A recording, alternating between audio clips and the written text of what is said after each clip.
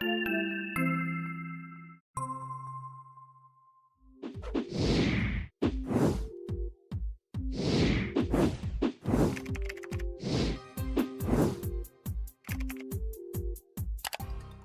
back, Richard. It's good to see you this morning. Good morning. Good to see you too. And a happy Father. It's not the topic that we're going to talk about today, but happy Father's Day. Same to you. Thank you. Yes. So today we're going to kind of jump right into it. Again, it's Father's Day, and we're not going to talk about Father's Day because we're going to continue our conversation from last week, which, I've already, over the course of this past week, talked to a lot of people about that topic. We were talking about schools and the four factors that are really driving some of this change in our education system. Those four things being, sort of the shift of things that started with No Child Left Behind, significant advancements in the internet and YouTube and just accessibility of things. This phenomenon referred to as grade recovery that every student is very keenly aware of, and we would, there's no way that you can not mention the issues that have presented from COVID. So those four factors are really forcing and pushing a lot of change in schools. But then over the course of this past week, some more information came out. It was uncanny. We talked about those four things and how it has dramatically changed education, the way education works, the way kids go to school and their attitude towards school. And so we talked about that last week, and you mentioned what we think are the four contributing factors to how education has changed. And then here's this massive for popular press. It's massive because it was several articles that dove deeply into a single issue. It wasn't just the headline. These reporters did some research, and they presented this the following week. It started to appear, I think, Monday. It started to appear Monday after we did our podcast over the weekend. And so it was interesting to see their perspective. And so we thought, well, let's add that to ours, and because it helps to complete the picture of what challenges are facing all schools, not just public education. Public schools are most affected, right, because they have to educate all children. Right. But this is affecting education in every school at every level.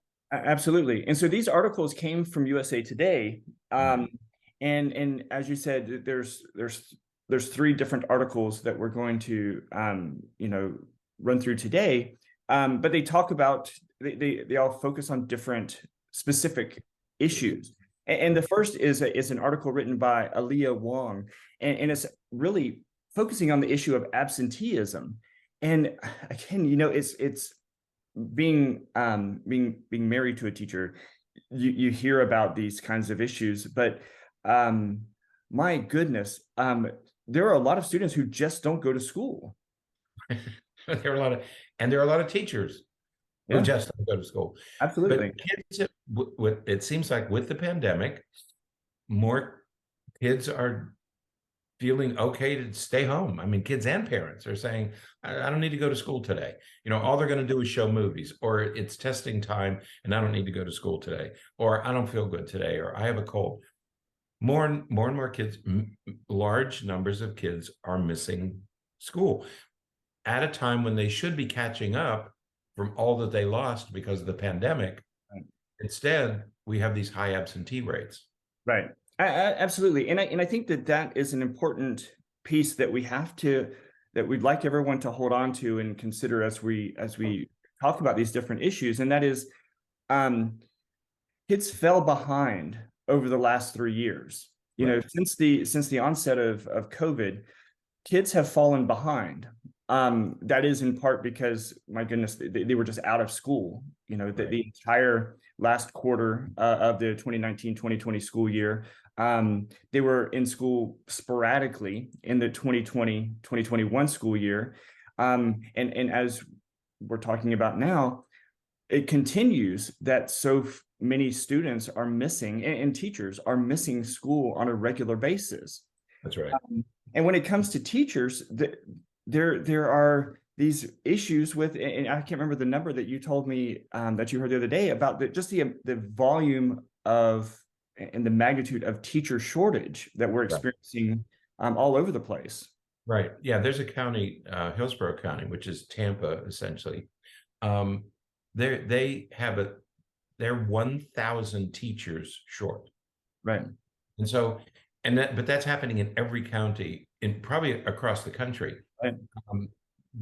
When we talk about absenteeism, we're not only talking about taking a day here or there, we're talking about we don't have enough teachers to staff all of our classrooms. I mean, the mathematics of it is we simply have too few teachers, and that means you have to scramble around. We have almost no substitute teachers. Right. People just don't want to do it. And there are too few people going into education. There are many leaving. Okay, they're retiring, or if they can leave, they do leave.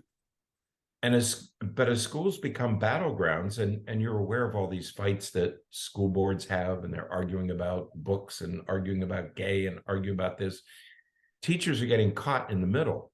Right. And so as schools become battlegrounds, teachers don't want to be caught in all that, and so they just drop out. And we all know about the discipline issue in schools. If you talk to a lot of teachers, the discipline issues are driving teachers out. There was a famous story about a teacher who was shot by a first grader this past year. Yeah. She's not returning. She's going to leave the profession. Yeah. Many of them, and many teachers who are staying, maybe they're just staying because they have to finish their time so they can get their retirement and get their insurance benefits. Well, we want teachers to stay, but not just for the benefits. We want them to stay because that's their profession. So between low pay and burnout and political pressures, more and more teachers are leaving the state.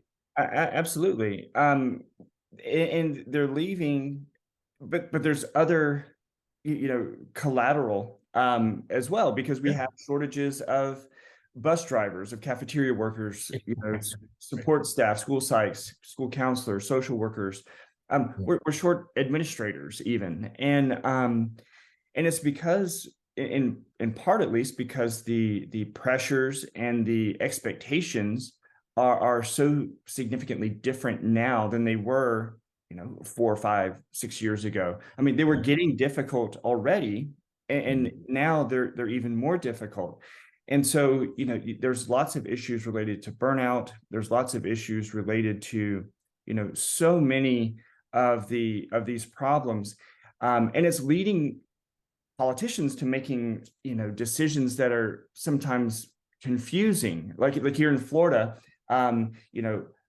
Veterans can become teachers, can apply and become teachers, at least temporarily, until they pass the teacher exam, even if they don't have the educational background to be a teacher or training, right? Or training to be a teacher, they can become a teacher. And if the veteran was an officer, they can become an administrator, as long as they can then pass the administrator's test. It's confusing because, again, we talk about wanting to have high quality teachers and things like that, but yet, as experienced as a person may be because they were in the military and those life experiences they've had, that is not the same as teaching in a classroom. That's not the same as teaching second graders. Right. That's right. With the behavior management, child development, and all the other issues that go into teaching. Yeah.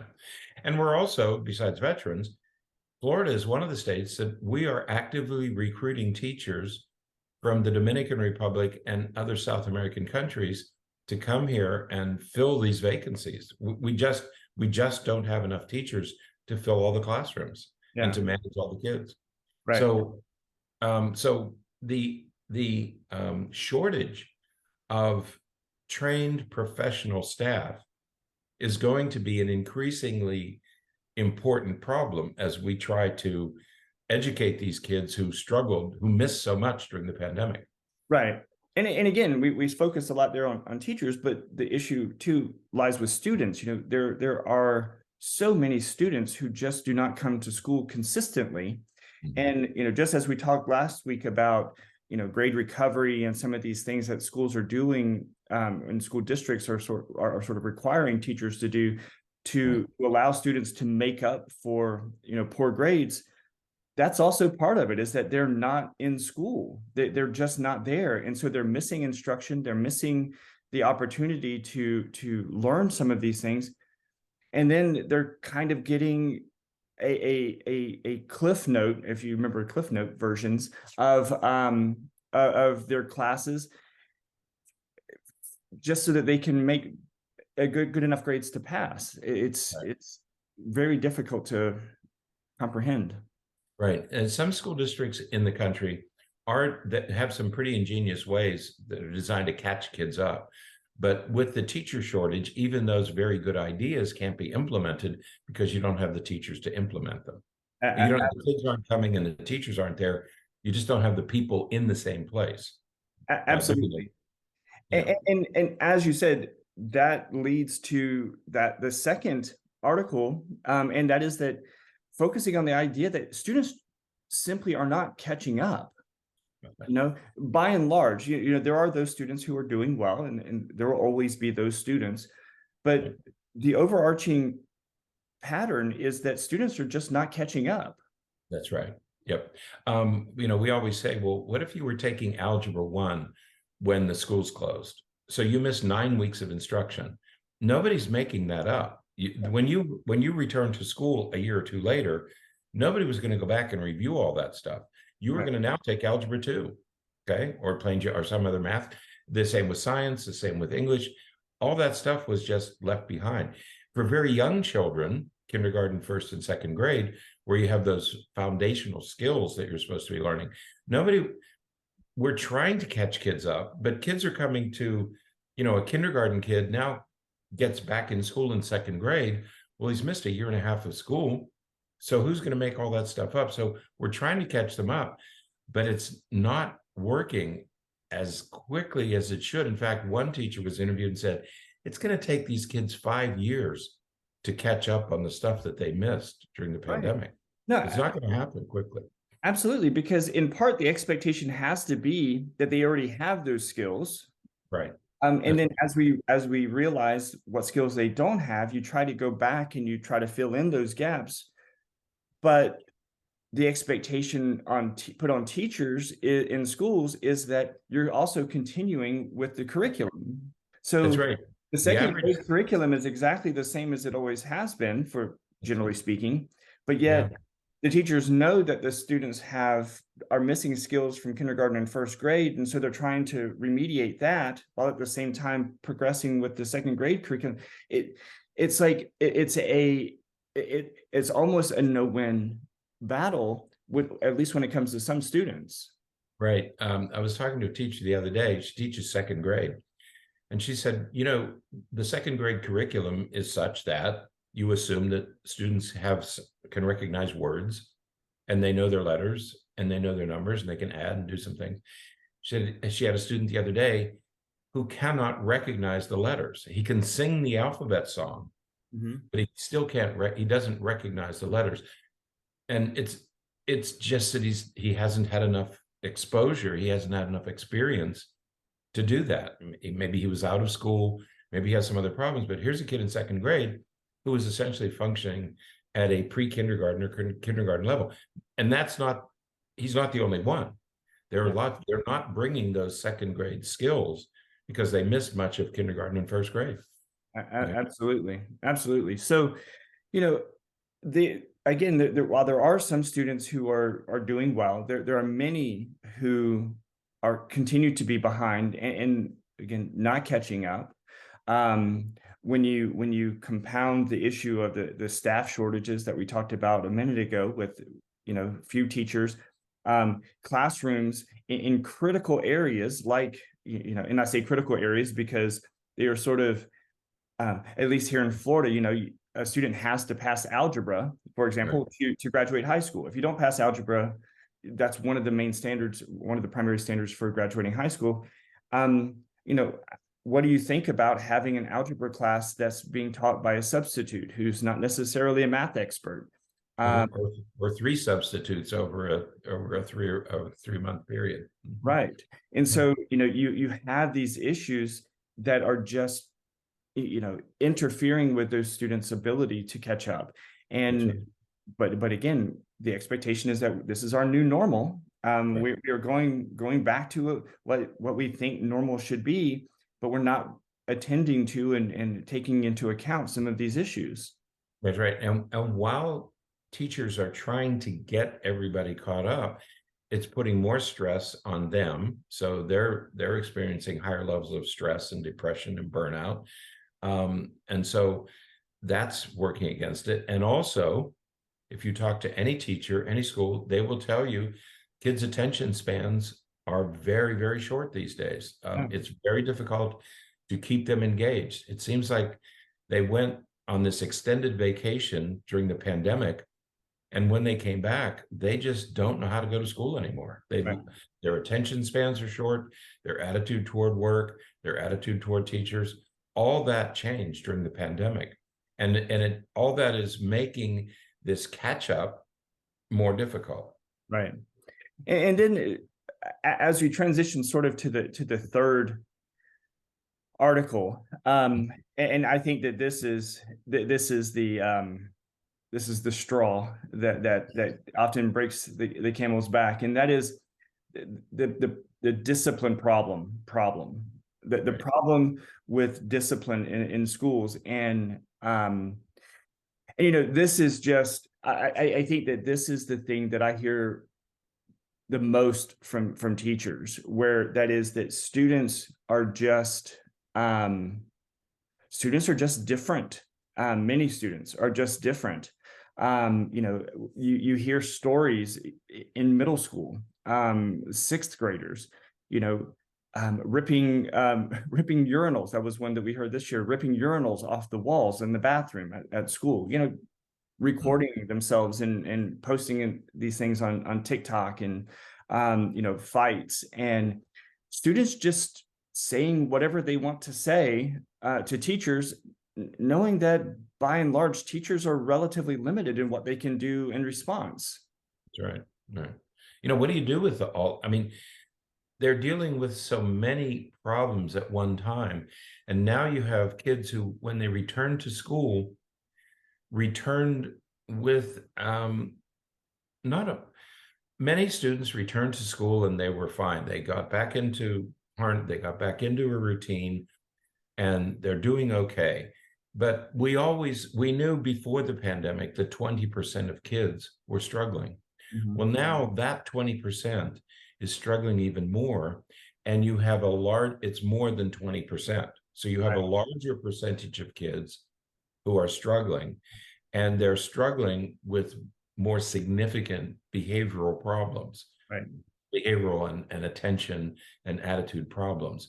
So not only has the number increased, there was a survey done, and 70% of teachers in this survey, there's over 1,000 teachers in the survey, students are misbehaving more now than they did before the pandemic. So we know the pandemic has had some effect, it's had some impact on the way kids are approaching school and the number and kinds of disciplines that schools are discipline problems that kids are dealing with. Right. And so then you have to then consider this sort of somewhat of a catch-22 that we find ourselves in. We have, teachers who are struggling because of pressures from legislation and from expectations. And then you have students who are not consistently at school, and students who aren't catching up, and students who are simply misbehaving. And a teacher has to manage and govern all of that while also progressing in the curriculum to the point where students are going to be able to pass state mandated tests and some of those kinds of things, and they're going to succeed in the classroom with the expectation that all of the students are going to pass the class, whether they're ripping urinals off the wall, or whether they're whatever it is that they're doing, that the teacher is going to be able to reach those students and make those students succeed in this class.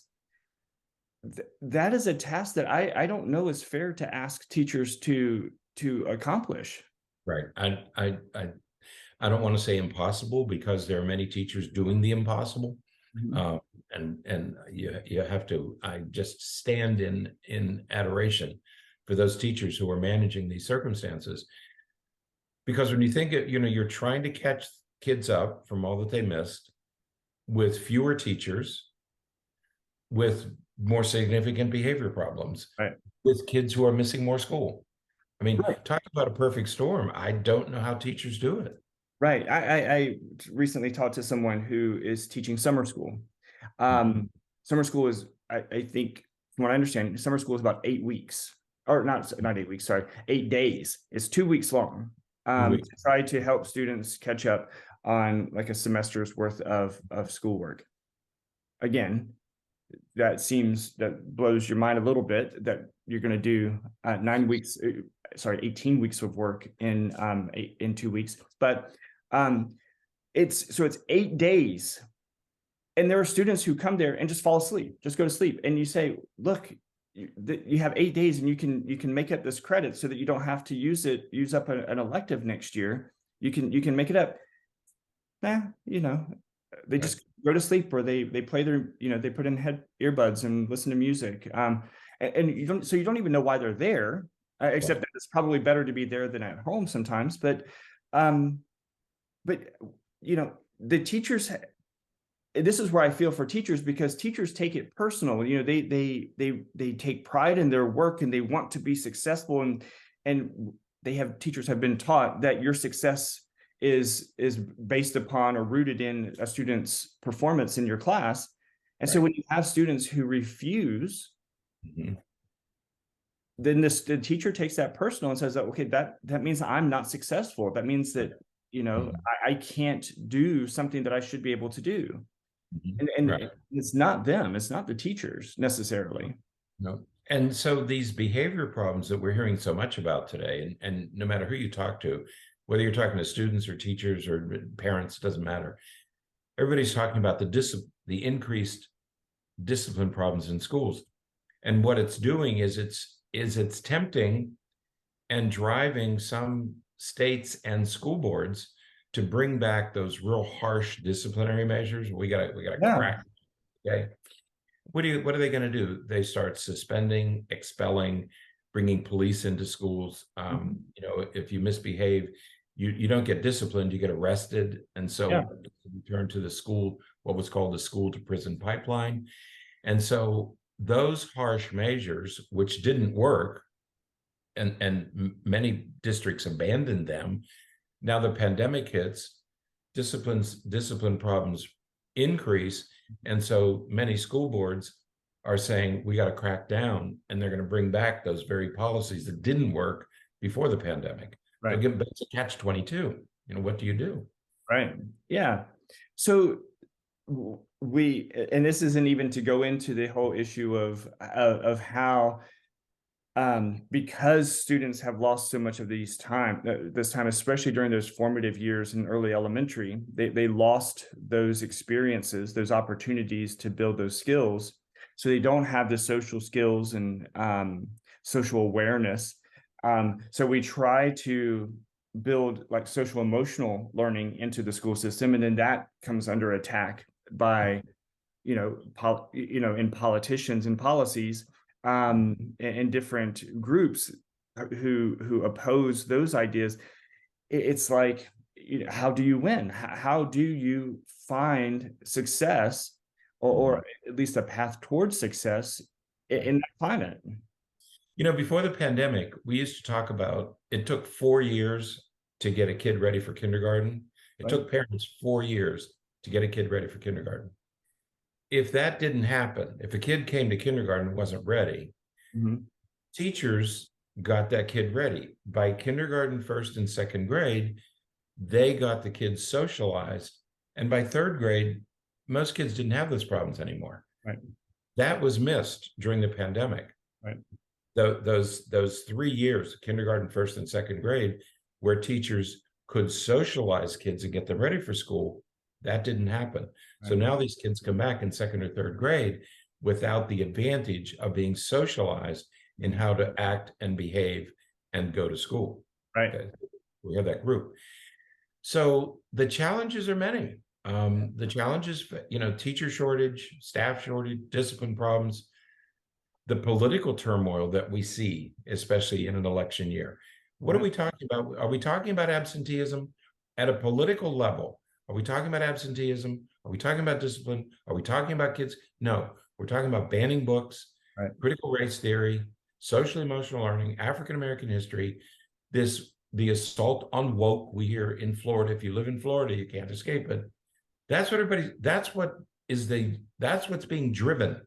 Mhm. That's what's being talked about. The problems that exist are not being discussed, are not being solved, are not being funded. Mhm. It's all this other stuff like critical race theory. Critical race theory has never been taught Right. anywhere except in law schools. Okay. It's a red herring. That's not the problem. Right. Teacher burnout is a problem. Yeah. But who's talking about teacher burnout? Who's talking about helping teachers? Nobody. Right.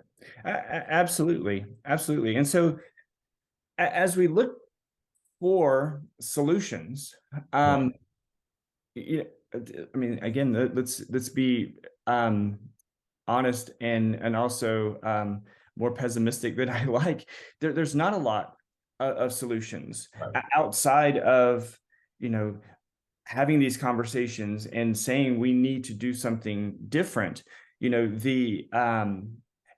you hate the idea that this group of students who miss that kindergarten, first, second grade experience, as you were just talking about, we hate the idea that those students, we're just going to have to keep working to get them through and hope that the next group that's coming is going to be able to adapt and adjust and do better, so that eventually it gets back to some semblance of control and put normal in quotations, whatever normal is. But as long as we're focusing on the wrong thing, the solutions that we're coming up with aren't going to work because we're finding solutions for the wrong problem. That's right. That's right. You know, when I hear politicians talk about education, assaults on the system, you know, it's very easy to criticize schools. We've been doing it for 100 years, 200 years. Assaults on the system are still assaults. It doesn't matter whether they're coming from elected officials, people running for office, or what are called concerned citizens, concerned parents. An assault is an assault. It's not a solution. Right. So this screaming at school boards, that's an assault on the system. Right. It's not a solution. Right. Vouchers is not going to be a solution. Posting the 10 Commandments. Somebody drafted a bill in Texas. They wanted to post the 10 Commandments in every classroom. That's not going to be a solution. Right. Whether you do it or not doesn't matter. Not going to be a solution. Mm-hmm. Harsh disciplinary measures, suspending kids, expelling kids, banning books, don't say gay, restricting speech. Those are not solutions to the problems, to the real problems that we have in schools. So don't buy this snake oil that people are trying to sell us. Right. These are not the problems, and we should be moving towards solutions. There are ways to solve. Just ask teachers; they can tell you how to solve these problems.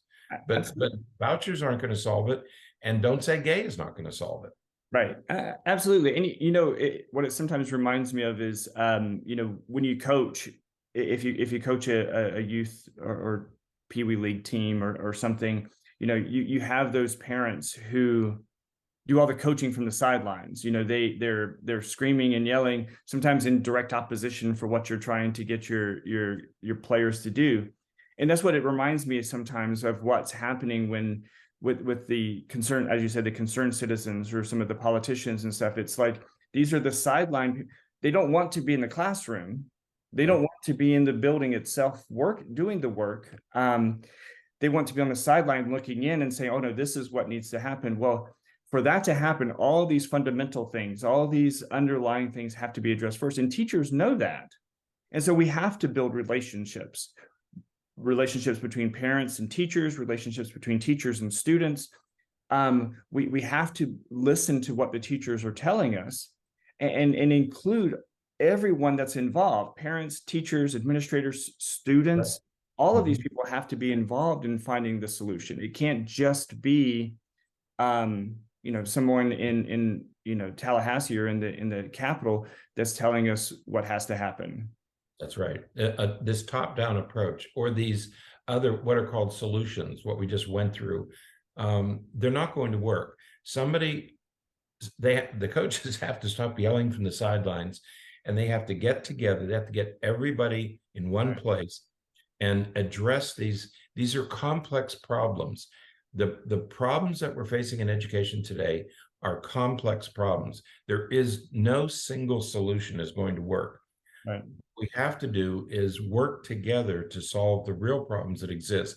And sometimes you have to put your private agenda on hold. Right. You may not like Harry Potter books, but Harry Potter books is not the problem. Those are not the problem in education today.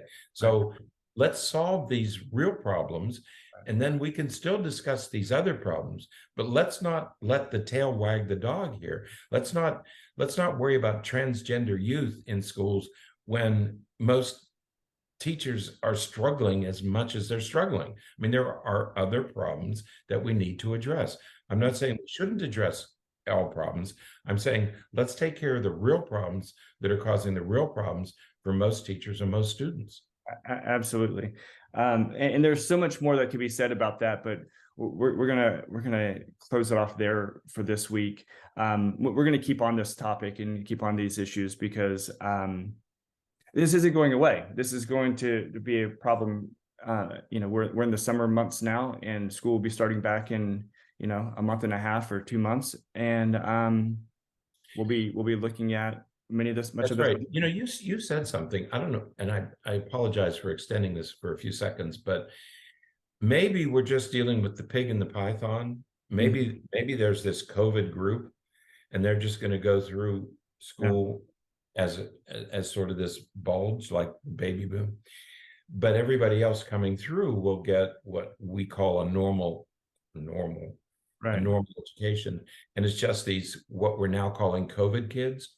Well, he's a COVID kid, so it's going to affect them all the way through school, whereas these groups coming in will have a more regular, predictable kind of education that we all recognize. Yeah, we just have to hope that everybody survives that, because as we said before, we're losing so many people in education, so many teachers. Right. So many teachers are dropping out. Yeah, they have to make it through this. So, right. All right, well, that is it for today. As I said, we will be back and we will keep talking about this topic because it is so important. So, until next time, stay happy, stay healthy, and forget to be afraid.